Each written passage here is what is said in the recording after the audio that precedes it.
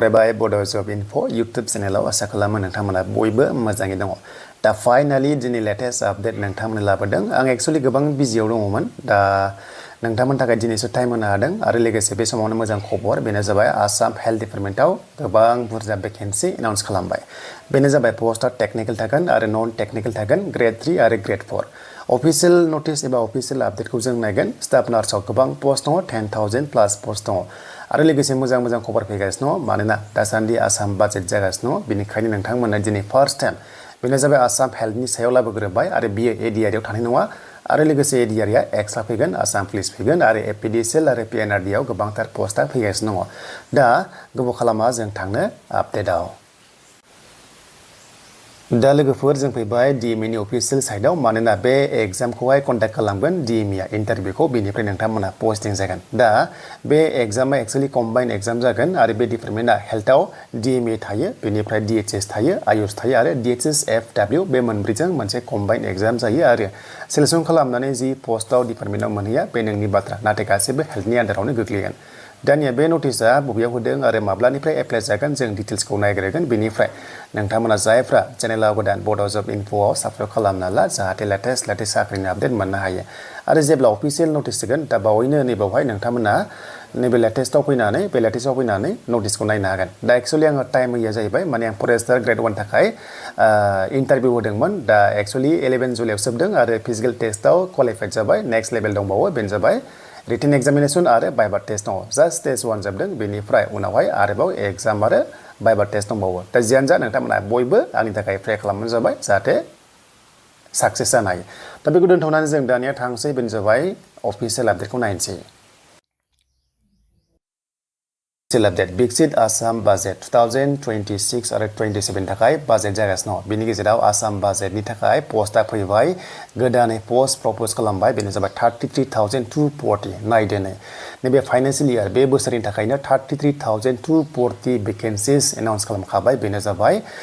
हेल्थनि आन्दाराव मानोना गोबांथार डिस्ट्रिक्टआव गोबांथार जिल्लायावहाय गोदान मेडिकेल कलेज लुगासिनो दङ बेनि थाखायनो मोजां माने पोस्टआ फैगासिनो दङ आरो गोबां स्टाफ नांगोन टेक्निकेल आरो नन टेक्निकेल बेखायनो बेयाव खनसेनो टेक्निकेल आरो नन टेक्निकेल लानानै एक्चुअली 33,000 नि बारा भेकेन्सि एनाउन्समेन्ट खालामबाय दा बिनि गेजेराव 6,000 प्लस MBBS डक्टर्स दङ बेखौ नायना लादो एन्ड सेकेन्ड जाबाय 82 आयुष डक्टर्स आं बुंनो मोना जे आयुष डिपार्टमेन्टआबो हेल्थनि आन्दाराव नालाय बेखायनो आयुषआवबो 82 डक्टर्स होदों एन्ड बेनिफ्राय नेक्स्टआव 22 डेन्टेलावबो दङ बेखौ नायदो एन्ड स्टाफ नार्स नायदो स्टाफ नार्सआ जेरावबो मेडिकेल कलेजाव थागोन आरो जिखुनु जाया हस्पिटाल थागोन बेनो जाबाय 10,000 प्लास दङ अके 10,942 जन गोबांथार माने मेडिकेल कलेजाव बेनिफ्राय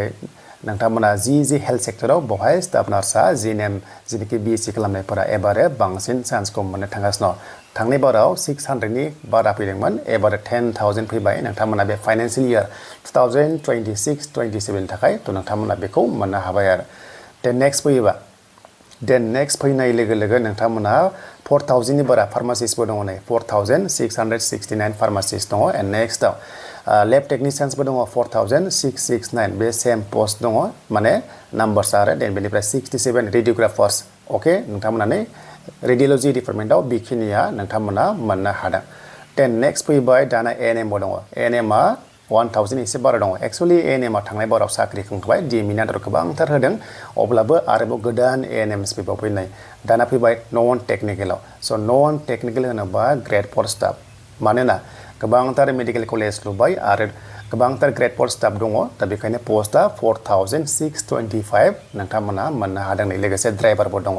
थांनाय बाराव ग्रेड 4आ DME एसे प्रब्लेम जानो मोनगोन बिथांमोना केन्सेल खालामदोंमोन नाथाय गोदानै पोस्टखौ दायो फोसावफिनबाय बेनो जाबाय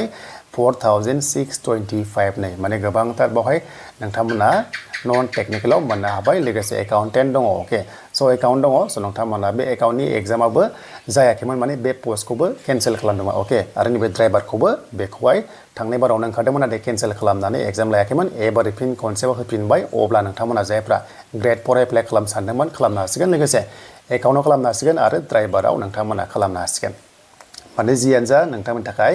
एथ' बुरजा भेकेन्सि फैदों बेखायनो जायफ्रानोखि गोसो दङ टेक्निकेल आरो नन टेक्निकेल आरो मेक्सिमाम जायनाखि टेक्निशियान लाइननि दङ स' नोंथांमोननि थाखाय मोजां खबरा बेनो जे गोबांथार पोस्टआ दङ आरो बे जाबाय आसाम हेल्थनि आन्डाराव आरो बे जाहैबाय नैबे फाइनान्सियेल इयार माने नेक्स्ट 2027 नि मार्चसिम 31 मार्चसिम बेनि साख्रिया कमप्लिट जागोन अके दा बेखायनो बयबो रेडि जाखादो हेल्थ सेक्टराव जायफ्रानोखि गोसो दङ